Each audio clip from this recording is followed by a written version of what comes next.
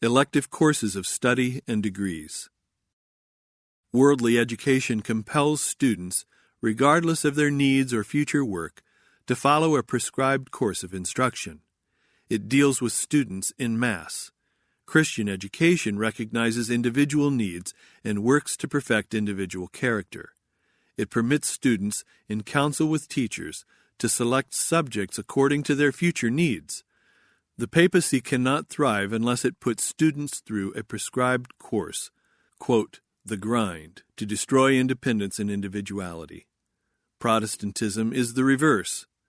Quote, this long drawn-out process, adding and adding more time, more branches, is one of Satan's snares to keep laborers back.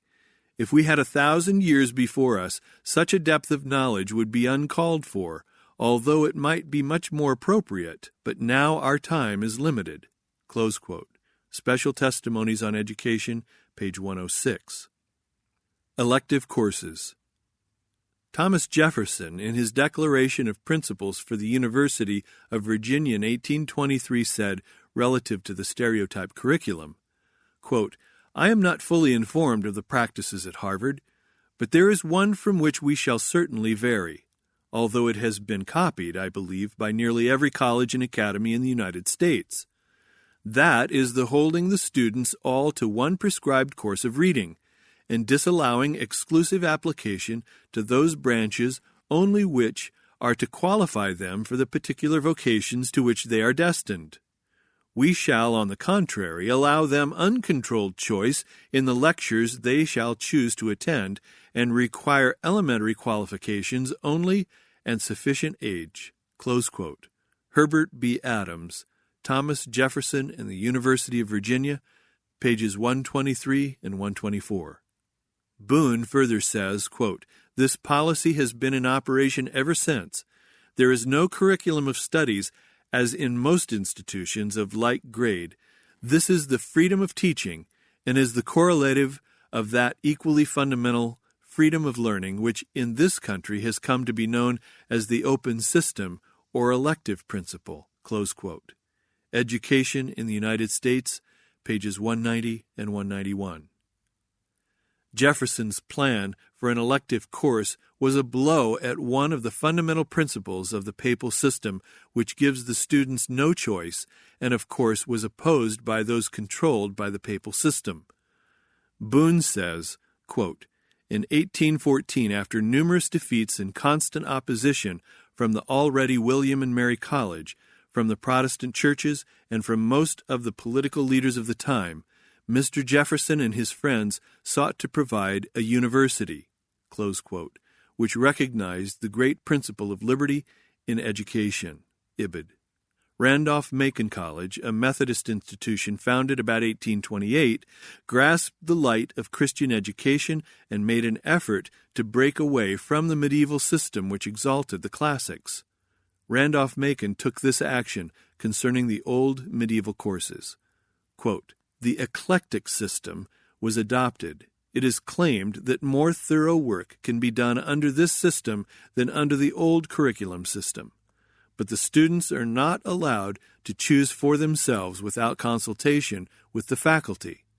Practically every student has a curriculum chosen for him according to the course he wishes to pursue. Close quote. Thomas Jefferson and the University of Virginia, page 243. Randolph-Macon had a hard time and failed to carry out the reform. Quote, it was a new movement, and it encountered prejudice of cold indifference on the part of the preachers and people. Close quote. Ibid, page 240. Harvard, that school which imbibed the papal system of John Sturm from the English Cambridge, and which led all other American schools in the papal plan of education, was among the first of the older schools to attempt to come into line with true education on this reform. It began about 1824. Quote, the experience of Harvard during the long transition from a uniform required curriculum to a regulated freedom in choice of studies might be helpful to other institutions. There was adopted a course described as by far the broadest plan enacted up to that time. Close quote. Education in the United States, page 192. The students were given large latitude in their choice of studies. They were permitted to, quote, elect from the following subjects. It was a large concession and had a permanent influence upon the course, close quote. Idem. Yale, which so closely imitated Harvard in its early history, was materially affected by the reform in courses made by Harvard and allowed students greater freedom in the choice of studies.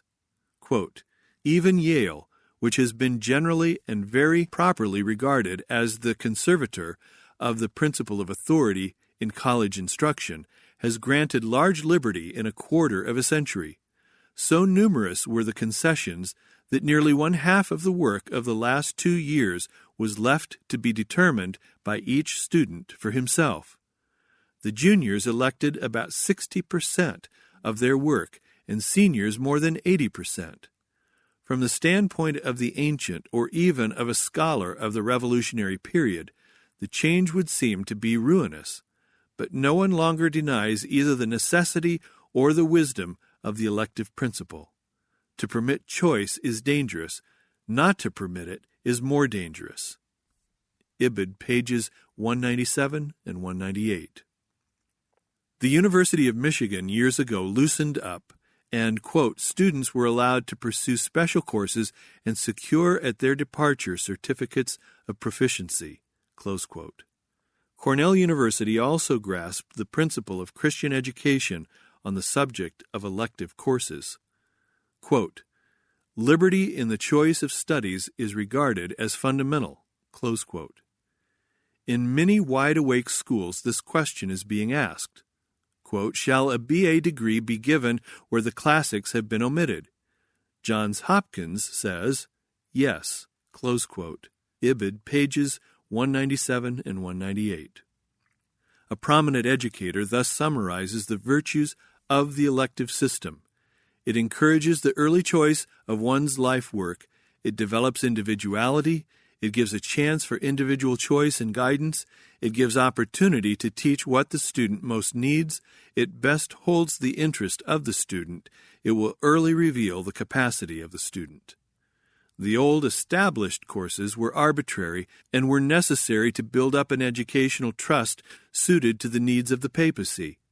Without such courses, it was difficult to adumbrate students, making them efficient tools in the hands of the leaders. No one should be allowed, according to their ideas of training, to exercise the right of choice, for fear he could not be directed as an obedient servant by the system when engaged in his life work. Individuality and personality, all independence and originality could be pretty well crushed by putting the students through the regular prescribed course of study. No man was allowed to teach, preach, or do anything of importance without first finishing a course and receiving a degree. So the Lord, in order to prepare workers for the midnight cry, inspired the reformers to attack the hard and fast course of study that had been inherited, practically without change from past centuries, a course that held the students' minds on the dim and musty past, that blinded them to the interesting and practical things of life and unfitted them to enter life capable of putting into practice the things learned in school. Such a training was absolutely useless to one preparing to give the midnight cry. Degrees. Christians must hold before the world, quote, that all men are created equal, that they are endowed by their Creator with certain unalienable rights, that among these are life, liberty, and pursuit of happiness, close quote. The papacy opposes these truths and has found its most effective tools in overcoming these unalienable rights to be her educational system with its courses and degrees. On the one hand, these destroy freedom, independence, and originality of thought, while on the other hand they develop class distinction, aristocracy, and imperialism. The apostate apostolic church, in order to keep her members submissive to her will and teaching, found it necessary to develop an educational trust.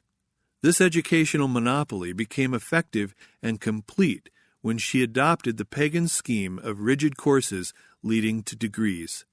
She gave the form to Christianity, and for the Spirit of God she substituted the pagan spirit. The combination of Christian form and pagan life produced the papacy. Hartman, writing concerning the educational system of the apostate church, says, quote, "The conferring of degrees was originated by a pope." Close quote. Reverend B. Hartman, Religion or No Religion in Education, page 43. Quote, "Many who professed conversion still clung to the tenets of their pagan philosophy and not only continued its study themselves, but urged it upon others as a means of extending their influence among the heathen." Close quote. Great Controversy, page 508. Quote, "As long as we sail with the current of the world, we need neither canvas nor oar. It is when we turn squarely about to stern the current that our labors begin, and Satan will bring every kind of theory to pervert the truth. The work will go hard." Close quote. Testimonies for the Church, Volume 6, page 129. Quote, "There is need of heart conversion among the teachers. A genuine change of thought and method of teaching is required to place them where they will have a living connection with a personal Savior." Close quote. Ellen G. White, Fundamentals of Christian Education, page 435. Thomas Jefferson, the man who wrote that grand old document, the Declaration of Independence, which announced to the world our separation from the papal form of government, and which enunciates the divine principle that all men are created free and equal, endeavored to develop an educational system in harmony with the reform position which the government had assumed. He saw the necessity of discarding rigid courses and degrees and introduced the, quote, elective system, as we have seen.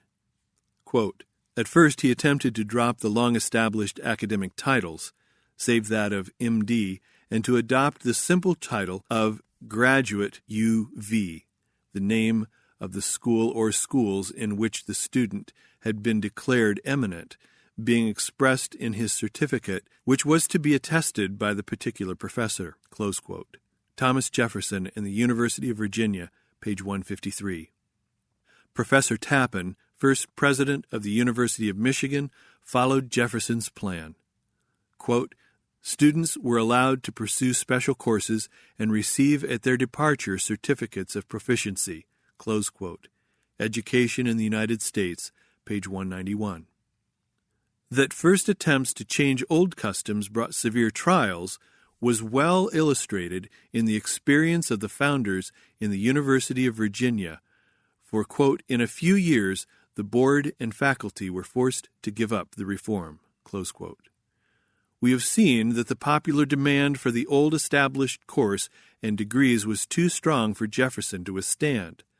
Later, the Spirit of God stirred the churches by setting up an agitation in the Oberlin School, giving them an opportunity to get away from that system so effective in maintaining the papacy, and to prepare the people of God for the midnight cry.